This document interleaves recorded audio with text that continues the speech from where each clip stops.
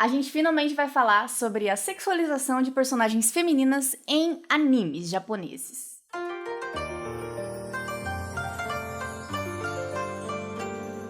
Sim, eu sei que esse vídeo demorou pra sair, sim, eu sei que meu cabelo parece uma peruca cada dia mais. Eu demorei pra trazer esse tema porque é uma coisa um pouco complicada de falar, porque de um lado a gente tem uma galera que pensa tipo, você que consome esse tipo de anime, você tá causando todos os males da humanidade. Cancela, manas! Tem gente chorando aqui, cancela! Mote ao pênis!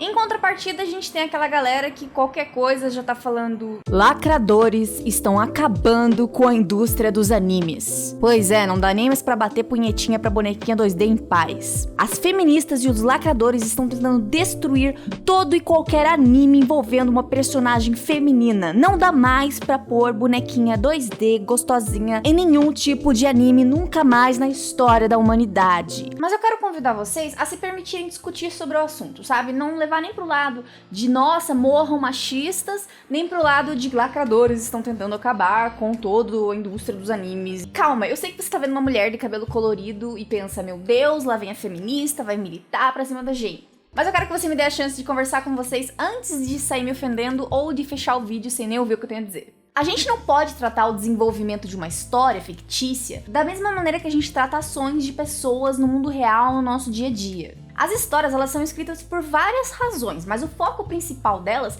é entretenimento. Alguns escritores e estúdios querem dar um grande significado para suas histórias, enquanto outros só querem fazer histórias fáceis de consumir que vão dar muito dinheiro. Mas quando você escreve um livro ou você produz um mangá, você precisa fazer com que aquilo seja um entretenimento para quem vai ler, para quem vai consumir, se você quiser que as pessoas comprem e gostem daquilo que você faz. E se a gente for falar de anime, mangá, especialmente dos mais populares, isso se torna ainda mais intenso. Para que uma história chegue aí na sua telinha, no caso de um anime, por exemplo, é preciso que ele passe por todo um trajeto. A maior parte dos animes começa sendo um mangá, então um mangaka, um produtor de um mangá, pensa numa história legal, desenvolve o que a gente chama de name, que seria um projeto base com quadrinhos desenhados de uma forma mais simples, contando mais ou menos o plot inicial da história, e vai tentar levar isso para uma editora para que eles possam ter um investimento para poder ali produzir esse mangá. Então eles precisam da aprovação de uma empresa para começo de conversa, não é assim, eu escrevo o que eu quiser e a empresa vai aceitar o que eu tiver para dar para eles e simplesmente vai sair lançando. Não funciona dessa forma. Você precisa agradar a editora para que eles acreditem no potencial do seu projeto, para que daí eles lancem. E mesmo que eles aceitem o seu projeto, mesmo que você comece a escrever, você escreve por capítulos. Então a editora sempre vai estar palpitando no que você está fazendo para garantir, levando em consideração a resposta do público, que o projeto vai continuar se tornando cada vez mais popular. Existe um número limitado de mangás que podem ser lançados por editora, então você meio que compete com os outros, porque se você for muito ruim, sua série pode ser cancelada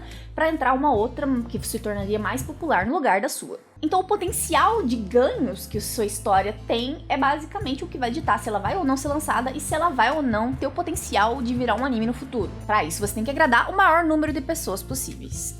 E aí, se esse mangá se tornar muito popular e se manter popular por um longo período de tempo, pode ser que um estúdio de produção de animes entre em contato para poder transformar aquele mangá em um anime. E aí vem mais gente para palpitar ainda, porque você vai fazer um contrato e eles vão pensar no o que dá para fazer daquele seu mangá para ele se tornar mais popular ainda como anime, até porque uma coisa que funciona no mangá talvez não funcione no audiovisual, e a empresa que tá produzindo sabe bem do que as pessoas gostam e vai tentar colocar ali tudo que eles puderem para tentar fazer com que essa animação se torne cada vez mais rentável. Então, se já teve palpite na hora de você entregar o plot da história, tem palpite em cada capítulo da história que você escreve, e quando finalmente vira um anime, tem mais gente pra palpitar e mais contratos pra serem assinados, então mesmo que um autor quisesse fazer um mangá com personagens totalmente diferenciados, que não explorasse a sexualidade de nenhuma menina, que não tentasse apelar pro público feminino, que não usasse de artimanhas bobas e genéricas, pode ser que ele nem tivesse seu mangá aprovado, porque a editora ia olhar pra isso e pensar, isso aqui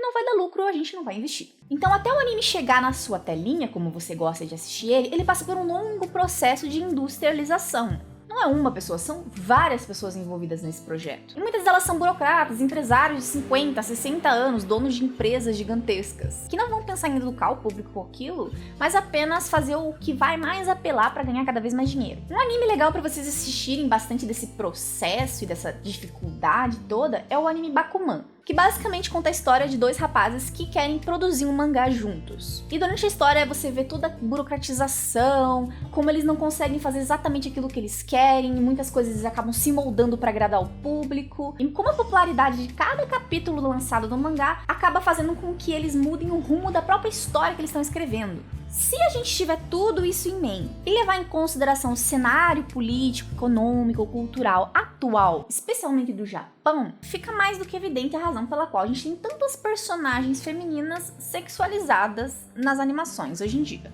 Se a gente for deixar de consumir tudo que tiver qualquer coisinha problemática que seja, a gente não vai consumir mais nada. Vai desde aquele produto eletrônico feito na China com exploração de trabalho infantil, até aquele alimento que chega na sua casa, que foi plantado em um terreno conseguido através de práticas criminosas. Pelo menos nas produções audiovisuais, a maior parte dos problemas ali tá mais na visão de mundo das pessoas envolvidas na produção do que na obra em si. A gente vai enlouquecer se ficar levando as coisas a ferro e fogo dessa forma. Não dá pra gente analisar a apelação envolvendo meninas em animes sem a gente tentar olhar pro cenário que os criadores dessas produções estão envolvidos. A realidade social deles, a cultura da região em que eles vivem, o contexto das histórias que eles escreveram, entre outros fatores envolvidos. Por outro lado, também não dá pra gente bater palma pra tudo isso, fingir que não tem nada de errado acontecendo, tratar essa situação como algo completamente saudável e relativizar todos os pontos problemáticos envolvidos nesse tipo de obra. Ai, mas o anime é feito pra homem, é feito pra adolescente. É óbvio que vai ter fanservice. Para de chorar. Então eu deveria assumir aqui que uma produção audiovisual deveria levar em consideração única e exclusivamente o desejo e a vontade do público-alvo? Pouco importa os valores morais dela, ou se ela for questionável de alguma forma, isso não tem importância nenhuma. A única coisa que vale é se o público-alvo quer ou não ver aquilo. Ainda mais se a gente levar em consideração que esse público-alvo é, em sua grande maioria, menor de idade. Se a gente for trazer isso mais pra dentro do cenário aqui do YouTube, que também são obras audiovisuais, é perceptível como o mercado, ou aqui no caso o algoritmo, estimula cada vez mais a produção de obras mais e mais vazias de conteúdo, mais questionáveis e com zero bom senso, vamos combinar, né? Se eu for levar em consideração que o público-alvo ditando aquilo que é certo ou que é errado é o que importa, você nunca mais vai poder questionar os irmãos Neto, por exemplo. Porque afinal de contas, tem muita gente que quer ver aquilo que eles produzem. Então pouco importa se é questionável, pouco importa se eles estão sendo hipócritas, pouco importa qualquer coisa que não seja o fato de que tem gente que quer consumir e pronto, acabou. É apenas um vídeo, não é? São apenas pixels. Então toda e qualquer crítica que você faça é completamente inválida. O que importa é entreter o público-alvo, o público final. Não existe mais necessidade de ter responsabilidade na hora de produzir conteúdo audiovisual agora. Ou é só o que você considera como problemático e que deveria ser questionado? Enquanto as coisas problemáticas que você gosta de consumir, vamos deixar isso quieto, afinal são só bonequinhas 2D. Os fins justificam os meios, não é mesmo? Eu não acho que você acredita nisso aí 100% não. Fazer um julgamento moral em cima de uma obra que você realmente gosta muito, que você realmente aprecia e é importante pra você, não é uma coisa fácil, não é uma coisa que a gente gosta de fazer, eu admito isso. Da mesma forma que é difícil julgar a si mesmo, julgar pessoas que a gente ama muito, também é difícil julgar aquilo que a gente aprecia e gosta de consumir.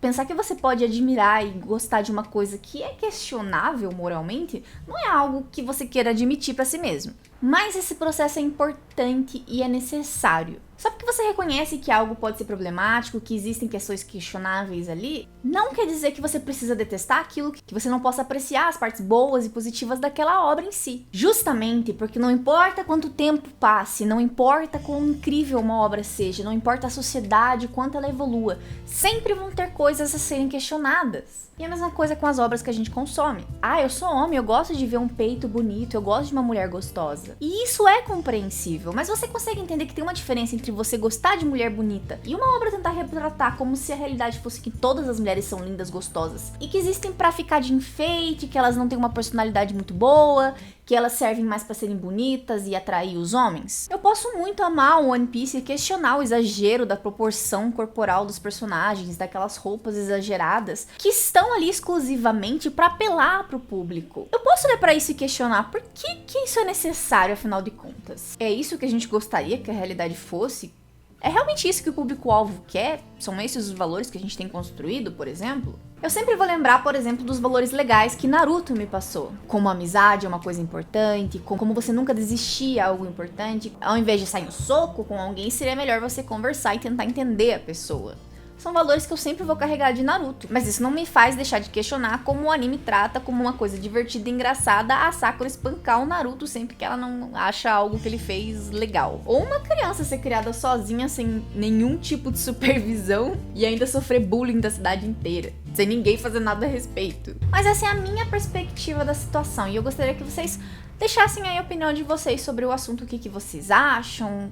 E eu sei muito bem o que vocês estão pensando agora. Eu realmente comprei uma blusa muito maior do que o meu tamanho original. Como vocês podem ver, nem dá pra fazer um nó aqui com o tanto que sobra da gola. Mas eu comprei M, então a culpa não é minha. Eu tentei.